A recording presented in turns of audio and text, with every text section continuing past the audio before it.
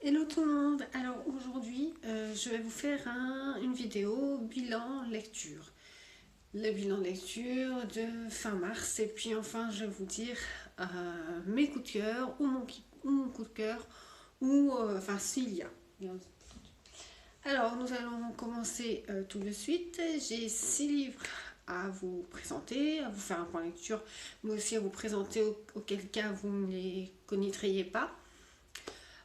Si vous le connaissez en plus, dites-moi en commentaire si vous avez vous apprécié ou pas ces lectures. Alors je vais commencer déjà. Je présente mes lectures en fonction, dans l'ordre dans lequel je les ai lus. Un livre qui a fait beaucoup parler. Moi je suis assez mitigée dessus et il y en a qui m'ont dit non c'est pas possible. Enfin, et en plus il avait reçu je crois le prix Goncourt. Bon, je vais pas faire attendre plus longtemps. C'est Leila Slimani, Chanson douce, aux éditions Gallimard. J'adore, en plus les pages sont un peu épaisses, c'est très agréable à lire. Alors, Leila Slimani, je l'ai vue il n'y a pas longtemps, elle est passée à la Grande Librairie, dans l'émission La Grande Librairie sur France 5, et je l'adore. Cette femme, je l'adore. Tout ce qu'elle raconte, la manière dont elle raconte les choses, c'est précis, percutant, j'adore. Elle sait utiliser les mots justes et c'est ce que j'ai retrouvé dans ce livre. L'écriture est indéniablement correcte, c'est-à-dire qu'elle vous dit un mot et vous savez enfin il pointe, il va en plein dans le mille. Elle a une écriture, un style d'écriture très percutant. Après, alors moi, avant toute chose, pour présenter le livre, donc on va être avec Myriam qui a 2 jeunes enfants, qui est en couple et qui cherche une nounou. Je fais bref, d'accord. Et ils vont tomber sur Louise. Louise qui est un peu bizarre dans son apparence, c'est-à-dire, enfin un peu bizarre non, parce qu'elle est un peu comme ça, un peu mince, menue, elle paye pas de mine, mais les 2 gamins dont elle va s'occuper vont être ravis et ils vont dire oui, oui, parce que Myriam, la mère, était un peu au début réticente à prendre une nounou. Et là, elle s'est dit j'en ai marre d'être femme au foyer. C'est ce qui s'est passé, elle a voulu reprendre une activité. Son mari n'était pas trop d'accord, mais bon. Au fil des discussions, ils sont tombés comme un accord qui prendrait une nounou parce qu'ils voilà, ils n'arriveraient pas à assumer tout. Ça commence par un meurtre d'enfant. Le livre commence comme ça, il commence un peu par la fin. Donc on sait ce qui va se passer et avec cette nounou. Et cette nounou, et pendant tout le livre, on va voir l'évolution de la psychologie de cette nounou qui va l'amener à ce point final. On vient au début du roman.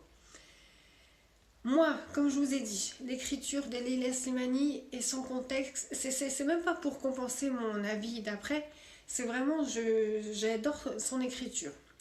Après, justement, ce qui m'a dérangé, c'est que j'ai l'impression que ça n'a pas été bâclé, mais c'était une écriture très brève. Alors, il fait 220 pages, on n'avait pas à s'attendre, mais pour une histoire qui va crescendo,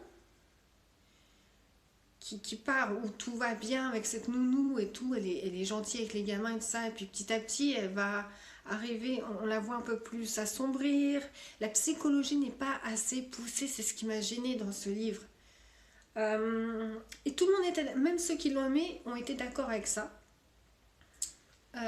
Soit ce livre on l'aime ou on le déteste. Ceux qui ont aimé ont été d'accord avec moi. Ils ont dit oui, mais c'est le style Leila Slimani. Alors, peut-être que je n'ai pas lu finalement Leila Slimani comme il devait se lire. J'ai pas... Ma lecture n'était pas bonne.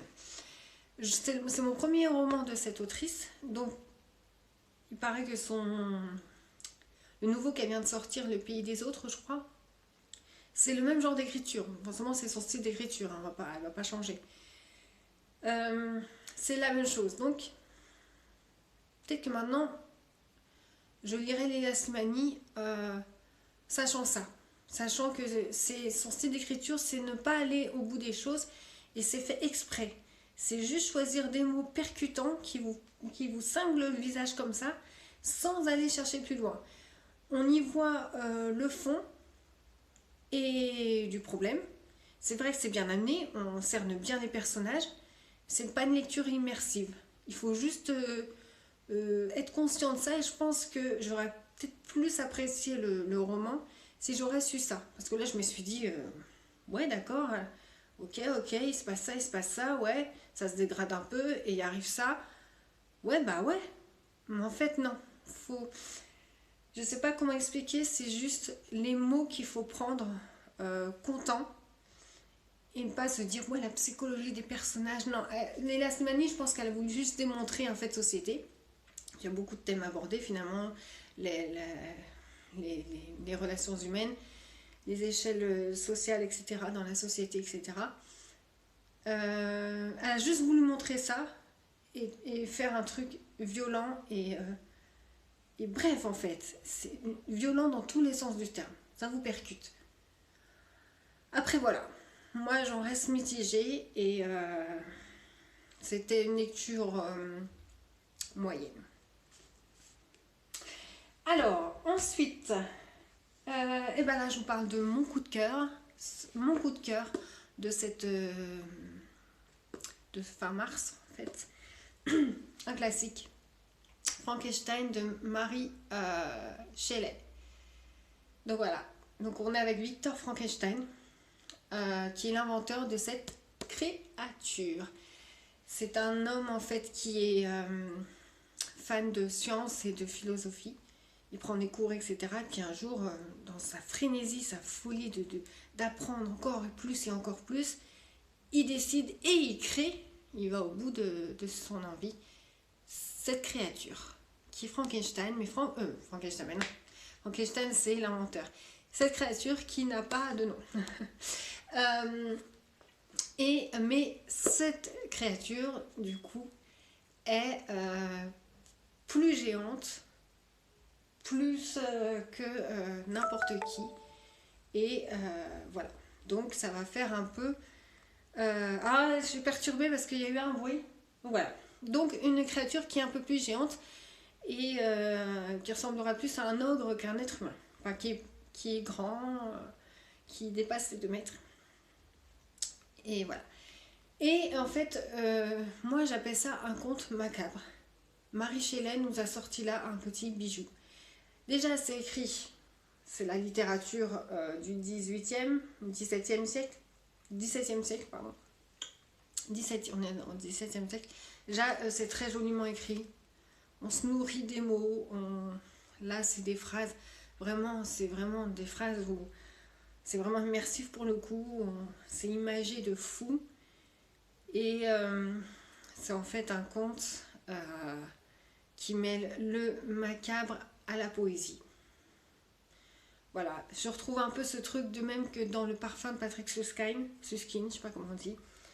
Vraiment, c'est une littérature où ils arrivent à mêler le macabre et la poésie. Et moi, ça me touche au plus haut point parce qu'on passe de la colère à la tendresse et vice-versa, que ce soit pour le créateur ou la créature.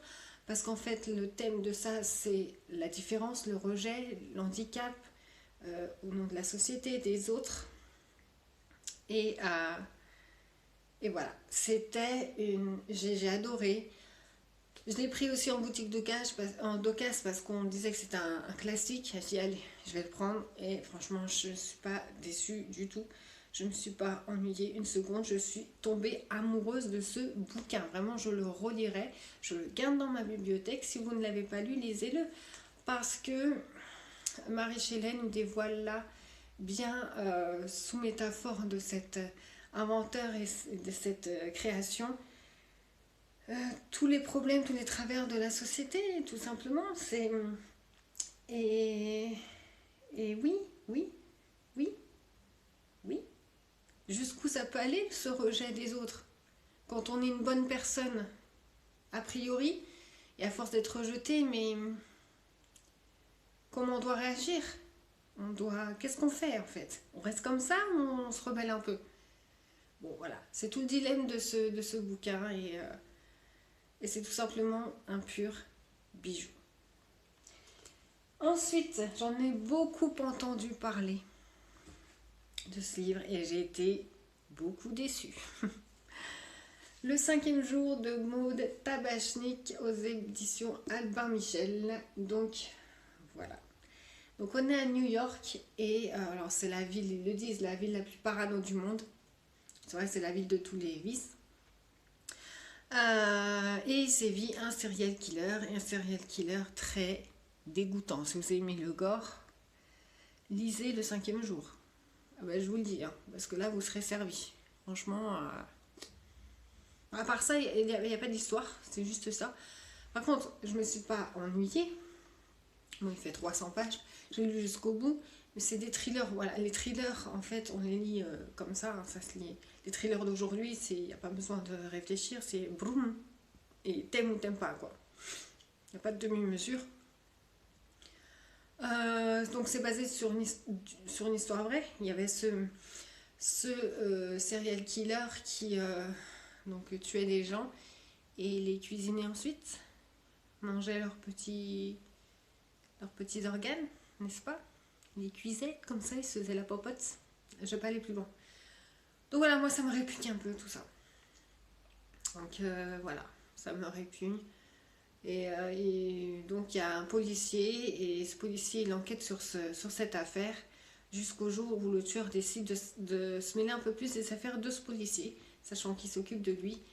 Ça va rendre fou le policier et jusqu'où va la folie quand on est tueur en série et que... Enfin je vous dis pas ce qui se passe à ce policier, mais jusqu'où va la folie quand on est tueur en série et quand on est policier, quand nos destins sont liés en fait. Mais c'est pas très psychologique, je vous le dis.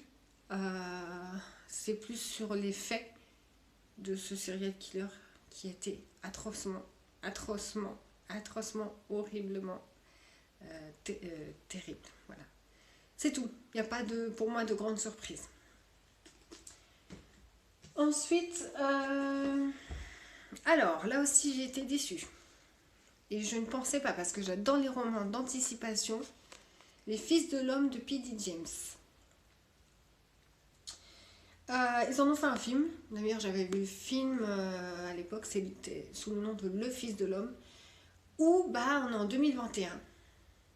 Ça a été écrit en 1990, dans les années 90.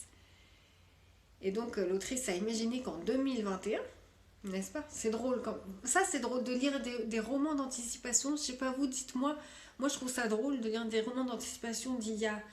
C'est drôle et intéressant parce que écrit il y a 20 ans, voire 50 ans, comment ils imaginaient le monde finalement à notre époque, on va dire dans les années 2000 ou ici même 2021, comment ils voyaient le monde. Et surtout, la partie intéressante, ça c'est drôle, mais la partie intéressante, c'est comment ça a évolué. Je vous recommande d'ailleurs, j'arrête pas de vous le dire, L'homme dissocié de Nat Schachner, qui a été écrit en 1933. Et là où c'est vrai, là j'ai vraiment pris une claque parce que ce sont 5 petites nouvelles sur fond de science-fiction. Mais il décrit le monde comme personne et près d'un siècle plus tard, donc on est en 2020, ça a été écrit en 1933, les mentalités n'ont pas évolué. Ça par contre c'est fort. Bon, là c'est un peu d'anticipation. Bon, ça fait un peu plaisir, je pense pas qu'elle pensait que ça serait comme ça, mais le sujet m'avait l'air très intéressant. Dans l'Angleterre de 1920, frappée de stérilité comme le reste de la planète, plus aucun bébé n'a vu le jour depuis un quart de siècle. Voilà, donc c'est le chaos et tout ça et tout ça. Et on va suivre, je ne sais plus comment il s'appelle, Théo Faron, je crois, enfin Faron. Et donc l'Angleterre et le monde aussi est touché, je ne sais pas si je le dis. Là, on suit les Anglais, mais le monde est touché, le monde entier. Donc Théo Faron va rencontrer sur sa route on va dire des clandestins qui sont contre le gouvernement. Contre le gouvernement qui gère ce chaos complet, parce que ce chaos est géré. Ce gouvernement, c'est voulu... voilà, il ne fait rien pour arranger puisqu'il veut, voilà. Donc il y a des rebelles, on va dire, et il rencontre la route de Théo Faron Ils leur disent oui, on a un plan pour s'attaquer au gouverneur, pour pallier à tout ce chaos qu'on vit, on en a marre, etc. Plus aucun bébé, c'est vraiment on va où, on va où. Et Théopharon hésite parce que c'est le cousin du gouverneur. Donc, moi, ce que j'ai pas aimé, ça commençait très bien pourtant, mais ça a tourné en histoire un peu banale. Rien très. C'était bien, mais la tournure que ça a pris, c'était un peu. Ouais, on va changer le monde, quoi. Bah, tant mieux. Moi, j'aurais fait la même. Enfin, dans l'esprit, tu vois. Et j'en dis pas plus, si vous voulez le lire, mais bon, ça m'a un peu déçu sur ça. Je trouve que c'était un peu banal, vu le bon sujet qu'il y avait de départ. Voilà. C'est dommage. Pour moi, c'est dommage. Ensuite, je savais que je n'aime pas ça de lire des livres adaptés en film. Non. De lire un livre qui est une adaptation de film. Voilà. Le film existait avant. Moi, j'ai lu le livre. C'est Nell de Marianne Evans. Donc c'était un film à la base et elle en a fait un livre. Nell, alors vous vous souvenez, je sais pas si vous aviez vu, j'ai vu ce film petite et j'avais beaucoup aimé finalement. Donc parce que c'est l'œuvre originale, comme quand il faut lire les œuvres originales avant, je préfère parce que bon bah la vérité est là quoi. Il y a tous les ingrédients là. Et avec Jodie Foster que j'adore, que j'affectionne. Donc là on est avec Nell qui a 29 ans et qui vit dans une cabane recluse avec sa mère qui est morte. Donc sa mère a une vieille femme âgée connue ils sont dans une petite bourgade. Et un jour, il y a un gamin de la ville, il vient de temps en temps lui livrer des trucs, je sais plus quoi. Et là, il s'aperçoit qu'elle est morte. Il va dire en ville, ouais, la vieille, parce que tout le monde la prend pour une vieille folle, comme elle est un peu recluse dans la cabane en bois et tout ça. Et la police va sur les lieux et ils se rendent compte qu'à l'étage, bah, la jeune femme n'était pas toute seule. Nell n'a jamais existé au nom de personne puisqu'elle était cachée. Et Nell ne parle pas un langage comme tout le monde. Donc elle est un peu sauvage et comment c'est un policier, je sais même plus, je confonds les livres. On va dire le policier, Lovell, va se prendre d'affection pour elle. Et il est en train de, c'est lui qui la découvre, qui voilà. Il se dit est-ce que je la laisse là ou est-ce que je la confie aux autorités? Mais si je la confie aux autorités, qu'est-ce qu'ils vont faire? Ils vont l'embarquer, ils vont l'enlever de son habitat natal. Donc il fait comme par bonne conscience ne pas laisser quelqu'un comme ça qui vient de perdre sa mère toute seule, etc.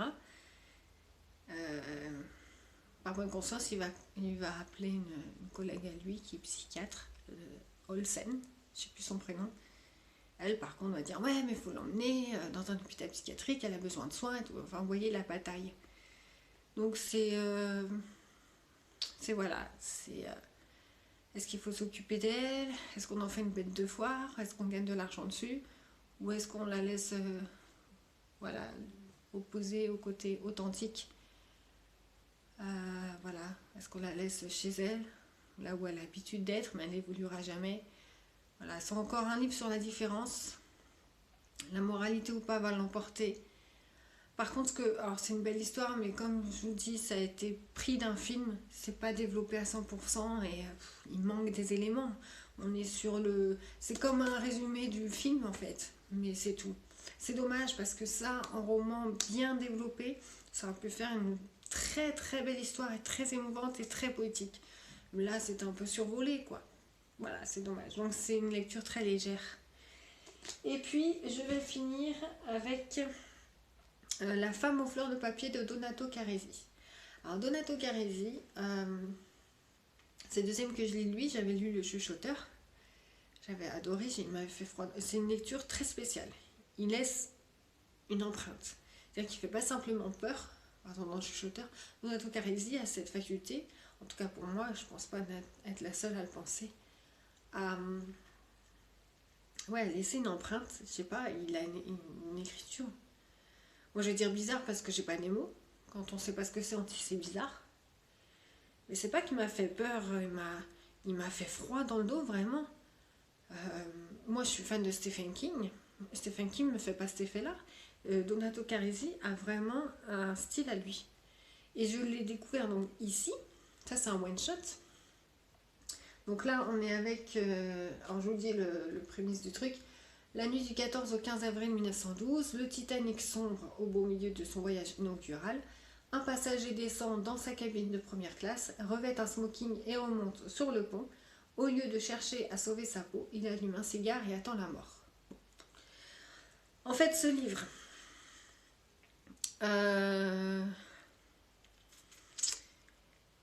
ça parle d'un gars, je ne vous dis pas le pourquoi du comment, qui va parler à un autre gars pendant tout le livre. Il va lui raconter des petites histoires qui lui est arrivées. Mais le truc, c'est qu'ils lui sont arrivées ou pas. Ici, Donato Carrisi va nous démontrer la puissance d'éloquence d'une personne sur une autre en période de crise. Ici, la guerre. L'art de raconter peut permettre de s'évader. Est-ce que finalement, après ça, la véracité des histoires, qu'elles soient vraies ou pas, est-ce qu'on s'en fout, est-ce qu'on s'en fout pas? Est-ce que c'est important finalement? Est-ce qu'il est plus important de raconter des histoires qui vous évadent et puis au final, c'est vrai ou pas? On s'en fout, non? Non? Alors c'est beaucoup plus profond que ça et Donato Carrisi, encore une fois, nous fait preuve. J'adore finalement sa plume. C'est mon deuxième livre, c'est pour ça que je vous dis, j'ai lu ce deuxième livre parce que je suis du coup désormais fan de cet auteur. Il a une plume. Alors ici, ce n'est pas un thriller, c'est un roman noir. En plus, je me mets de plus en plus au roman noir. Les thrillers, j'en ai... Voilà. Un roman noir, mais il le rend poétique. Moi, vous avez remarqué, hein, j'adore ces romans noirs comme Frankenstein, Le Parfum, etc. Celui-ci, et les auteurs arrivent à transformer ces romans noirs en poésie.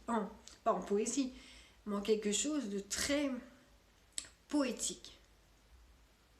Et ça donne un côté très émouvant et très poignant en même temps, parce qu'il reste ce noyau dur du roman noir.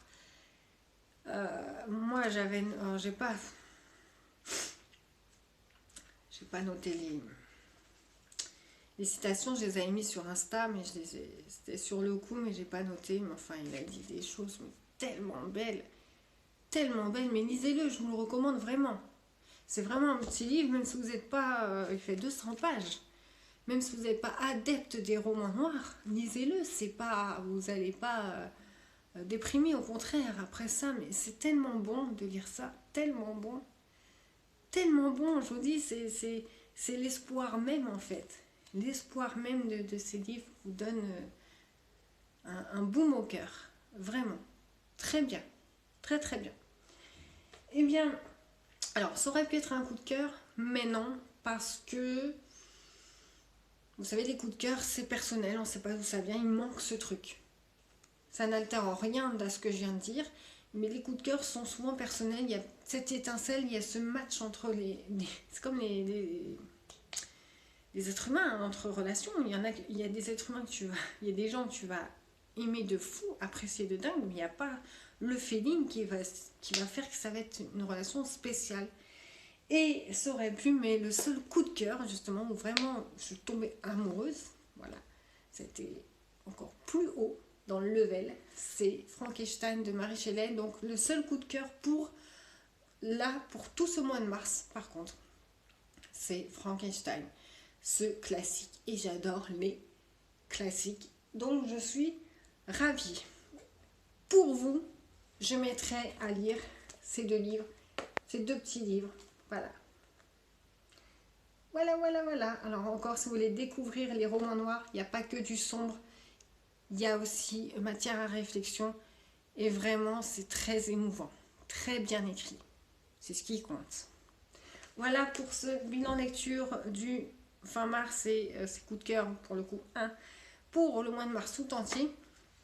En ces temps de confinement, prenez vos précautions, etc. Restez chez vous.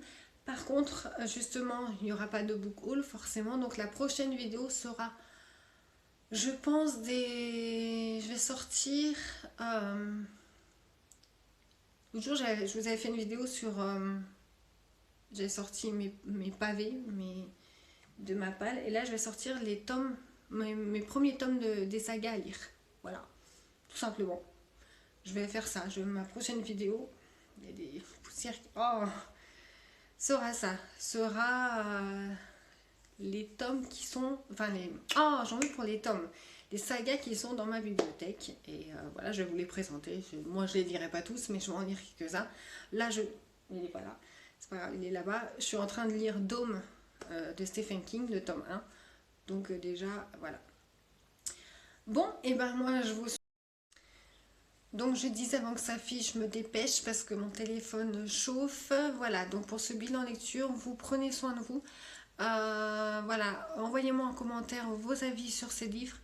Et puis je me ferai un plaisir de vous répondre. Voilà, suivez-moi sur mes réseaux. Mettez un petit pouce bleu, ça me fera plaisir. Et puis, enfin, si vous aimez, hein, si vous n'aimez pas, puis il y a le pouce comme ça aussi. Enfin bref. Je divague, je vous souhaite une bonne journée ou une bonne soirée. À bientôt.